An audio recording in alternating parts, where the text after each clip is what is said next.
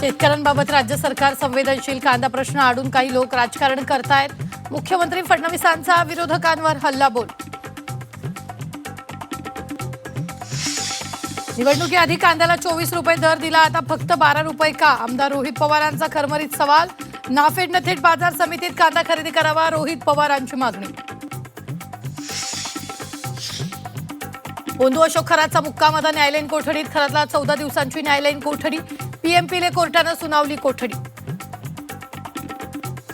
नीट पेपरफुटी प्रकरणी तिन्ही मनीषांच्या मालमत्तेची चौकशी होणार। पेपर फोडून मालमत्ता खरेदी केल्याचा संशय। सीबीआयकडून तिघींच्या मालमत्तेची चौकशी होणार। सर्वसामान्यांच्या लालपरीचा प्रवास महागणार। परिवहन मंत्री प्रताप सरनाईकांकडून दरवाढीचे संकेत। डिझेल दरवाढीवर एसटी आर्थिक संकटात। सावंतवाडी रेल्वे स्टेशनला मधु दंडवतेंचं नाव। राज्य मंत्रिमंडळाच्या बैठकीत मोठा निर्णय। नामकरणाबाबतचा प्रस्ताव केंद्र सरकारला पाठवला जाणार।